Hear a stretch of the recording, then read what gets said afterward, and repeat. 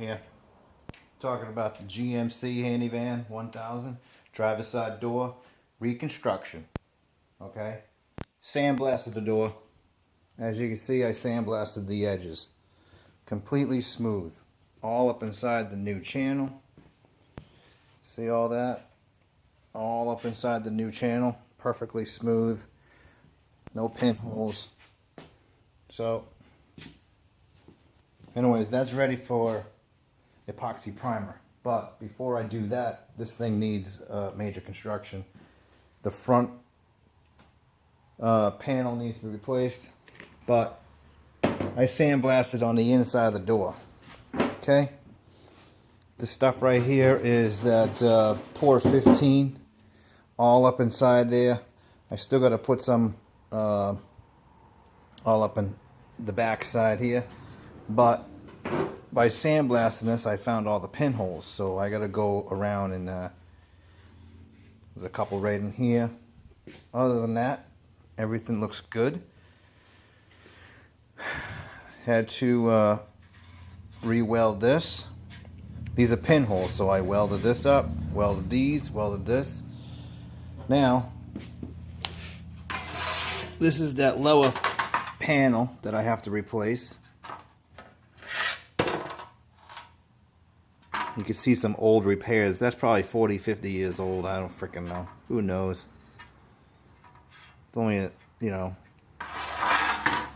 that's probably, I'd say within 20 years of the damn thing being on the road. But this is the lower piece of the door. This would go right here. Like this. I had to replace this. It's just way too thin. Because I tried to spot weld it, but it's just not going to happen. So I recreated this. And I forgot to turn the camera on. So there you go. For those people that don't know how doors and windows and vehicles work, I had some knucklehead at a car show said, oh, you got to fill your doors with oil. I don't know how many people in this country have that mindset. I think you're fucking morons, because it's obvious you don't know how windows and drains work. Every factory door, every factory rocker panel all the way around a vehicle, even today's vehicles, has drain pots. And what those drain pots are, well, just that's what it is. This is a pot. Water comes in and it drains out the end of it. So this is supposed to have a hole in it from the factory, and I recreated this. And I'm sorry that I didn't film this while I was making it, but you can see that basically I cut a big piece of sheet metal, trimmed it to this, and this is all butt welded, not seam welded. This is butt welded all in here because it's a stronger weld. It's less apt to re-rust after this is, but you can see this body line is that's how I went off of this piece and this piece. I had to replace this corner. I did this after because this was all gone. Made this piece out of a 6-inch by 18-inch piece. Pulled this wing up 90 degrees. Gave me this little lip. You can see I wrote 90 degrees on it. Brought the next wing down about 1/4 of an inch, and that gave me about 2 inches of working material. And then I just folded this piece up where the drain pots go, 90 degrees. Butt welded it right in there, trimmed it off to fit, so it's actually perfectly flush right there. Perfectly flush right here. Once I got these two welded on, I replaced this corner. So that's rock solid. And look how straight it is. Perfect. And I had to do a couple dents in here because, you know, she flexed on me. No big deal. But I found one pothole there. And I had to replace this little chunk right there. re-stitch this. This was cracked. This whole thing was because it was crushed. So this was cracked, so I welded this up, and I found a couple little spots around here next to my fucking holes. But that's about it. No more potholes. Pinholes, cracks. Beautiful. I say potholes because these were bigger than eraser tips. When as soon as you try to put a berm in there, it just opens it up, so it ends up being a crater or a pothole. So now that's all rock solid. So the next thing you know, when I cut the skin off, I cut directly through this opening because you want this to flex.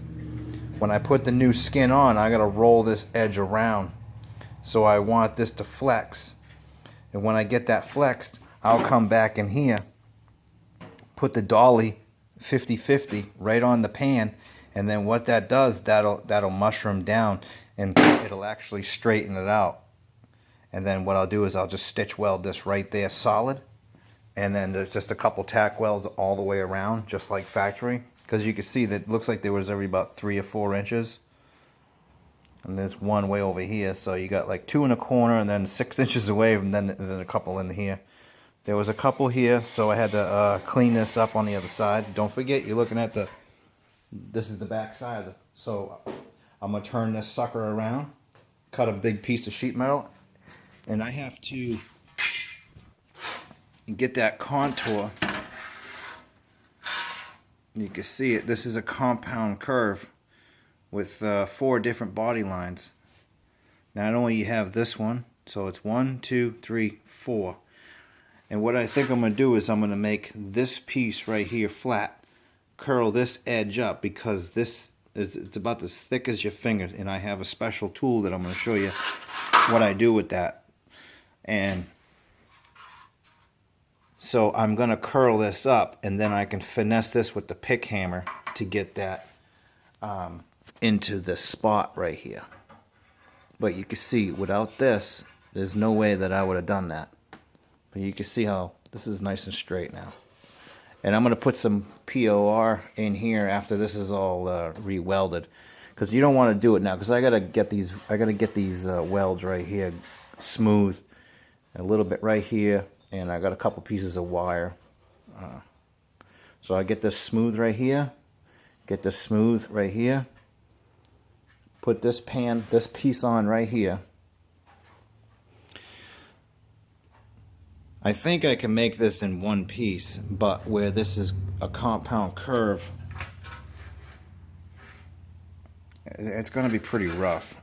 Because it looks like it's flat to here, and then only curves over there. And I think I can do that. And I know that because I did a piece just like that on my 49 truck. So I'll get back with you on the next video. Same door, different day. People saying they can build a car in 5 fucking days is a bunch of bullshit. This is 1 year on 2 doors. I will be going on the 2nd year for 2 doors. 2 years working on doors, getting them straight. So all you people out there that think they can build a car in 5 days, you're fucking lying to people. So stop. Good luck.